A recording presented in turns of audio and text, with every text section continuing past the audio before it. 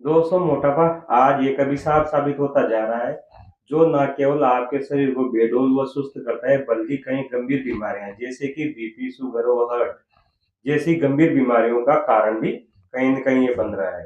Hello friends, मैं हूं इंद्रराज नागर और आप सभी का स्वागत है मेरे चैनल एवरग्रीन लाइफ स्टाइल में। आज के ब्लॉग में मैं बात करने वाला हूं कैसे आप हेल्दी वेट लॉस कर सकते हैं या मोटापे से कैसे आप निजात पा सकते हैं।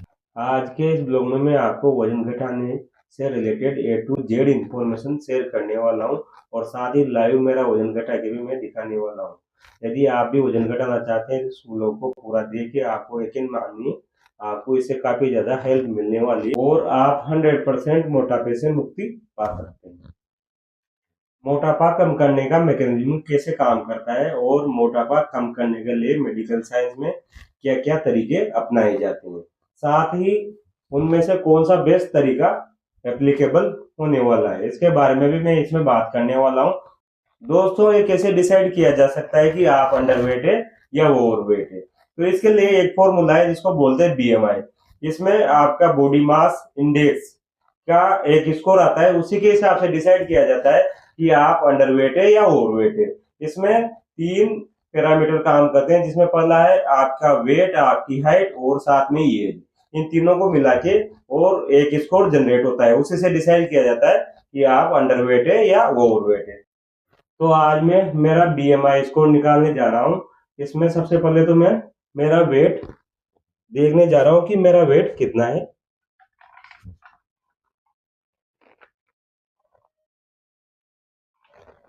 आप देख सकते हैं कि मेरा वेट है 72.15 kg। और अब मैं मेरी हाइट नापने वाला हूँ, जो कि 5 फीट 6 इंच है। अभी मैं मेरा बीएमआई स्कोर निकालने वाला हूँ। इसके लिए मैंने गूगल पे सर्च कर लिया है बीएमआई, और इस पे जाके मैं मेरी हाइट व वेट और साथ में एज डाल दूंगा, और इससे मेरा जो बीएमआई निकल के आया है वो है 25, जो कि बॉर्डर लाइन पे है। जैसा कि आप ग्राफ में देख सकते हैं कि इसमें 18 से 25 नॉर्मल रेंज बताई हुई है।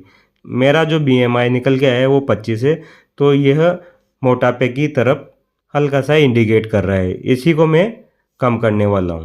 दोस्तों, अभी मैं बात करने वाला हूँ कि मेडिकल साइंस में वेट लॉस करने के लिए क्या क्या तरीके काम में लिए जाते हैं। जैसे कि एक तो है बेरिएट्रिक सर्जरी, जिसमें आपके आमाशय के साइज को काट के छोटा कर दिया जाता है। उससे होता क्या है कि आप ज्यादा खाना नहीं ले पाते, और ज्यादा खाना नहीं ले पाते तो आपको जो कैलोरी रिक्वायरमेंट है उससे आप कम कैलोरी ले पाएंगे, और इससे आपका वेट कम होना शुरू हो जाएगा। जो दूसरा तरीका है उसमें भी एक कैप्सूल रहते हैं, जो कि घुलने वाले नहीं रहते, वो आपको अस्थायी तौर पे आमाशय में डाल दिए जाते हैं, और उनसे आमाशय को कुछ हद तक भर दिया जाता है। इसकी वजह से भी जो इनटेक है वो घट जाता है, इस वजह से वेट लॉस होना शुरू हो जाता है। और जो तीसरा तरीका है वो है बीएमआर को बढ़ाना। इसमें होता क्या है कि आपके जो पाचन की जो गति है उसको बढ़ाने की कुछ मेडिसिन शुरू करते हैं, उससे आपका जो खाना पाचन की स्पीड बढ़ जाती है, वजह से कैलोरी बर्न भी बढ़ जाता है। इससे भी वजन कम किया जा सकता है। ये तीन मेजर तरीके हैं, इनको अपना के मेडिकल साइंस में वेट कम किया जाता है। और अभी जो मैं बात करने वाला हूँ वो है नेचुरल तरीका। इसमें भी हमें अपने पे आत्मसंयम ही रखना होता है। कुल मिला के मेडिकल साइंस में जो तरीके बताए गए वही तरीका ये है, पर इसमें हमें अपने आप पर संयम रखना होता है, और खाने का जो इंटेक है वो कम करना पड़ता है। कुल मिला के जो इसका बेसिक फॉर्मूला है वो यही निकल के आता है कि आपका जो कैलोरी इंटेक है वो घटाना रहता है और कैलोरी बर्न बढ़ाना रहता है। दोस्तों, बात कर ली जाए डाइट प्लान की, तो मैं होल डे का जो मेरा डाइट प्लान है वो आपको शेयर करना चाहता हूँ। इसमें एक तो मैंने जो मैं चाय लेता था उसको पूरी तरह से बंद कर दिया है, और उसकी जगह रिप्लेस किया मैंने मॉर्निंग में लेमन टी। लेमन टी में विटामिन सी होता है, जो कि कहीं ना कहीं आप लोग कैलोरी डाइट लेते हैं तो आपके चेहरे के ग्लो को कम नहीं होने देता है। साथ ही ये आपकी भूख को रोकने में भी सक्षम है, और बीएमआर बढ़ा के आपकी पाचन की स्पीड को भी बढ़ाने में काफी हेल्प करता है। दूसरे नंबर पर मैं मॉर्निंग ब्रेकफास्ट में लेने वाला हूँ या तो अंकुरित अनाज, और दूसरा जो विकल्प है वो है भुने हुए चने।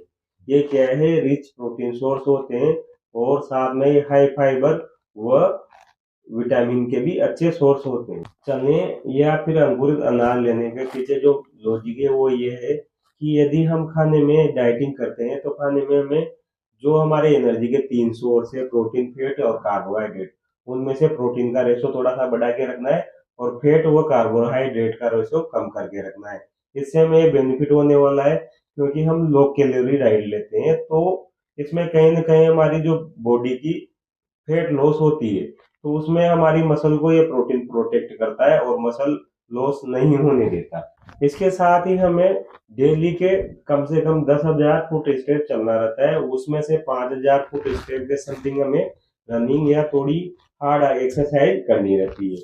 और साथ ही जो सुबह का खाना है उसमें हमें 1.5 से 2 चपाती, और इसके अलावा यदि हमारा पेट खाली हमें महसूस होता है तो हम लो कैलोरी जो सलाद है वो ले सकते हैं, जैसे कि खीरा, टमाटर या प्याज, ऐसी चीजें हम ले सकते हैं जो कि हमारी बॉडी को हाइड्रेट भी रखेगी और पेट को खाली भी महसूस नहीं होने देगी, साथ ही लो कैलोरी भी है। इसके अलावा फिर हम लेने वाले शाम के टाइम टाइम के खाने में भी 1.5 से 2 चपाती, और यही सलाद, यही प्रोसीज हम 2 से 3 महीने फॉलो करने वाले हैं। और उसमें जो हमारा वेट मैंने पिछले साल घटाया था वो था 9 किलो। दोस्तों, जैसे ही हम लो कैलोरी डाइट लेते हैं तो इसमें और भी चीजें जो हमारी बॉडी के लिए जरूरी है उनकी भी कमी होने की संभावना रहती है, जिसमें एक तो vitamin A, B, C, D, E और के, ये तो हो गए विटामिन। उसके अलावा आयरन हो गया, कैल्शियम हो गया और कुछ मिनरल्स हो गए। तो इनकी कमी बॉडी में ना हो इसके लिए हमें खास ध्यान रखने की जरूरत है। या तो आप इसको नेचुरल सोर्सेज से ले सकते हैं जिसमें कि दालें होगी और छाछ हो गई, बिना जो क्रीम निकली हुई जो छाछ है वो होगी उसमें, क्योंकि हमें क्रीम भी कम लेनी रहती है जो कि फैट सोर्स होता है।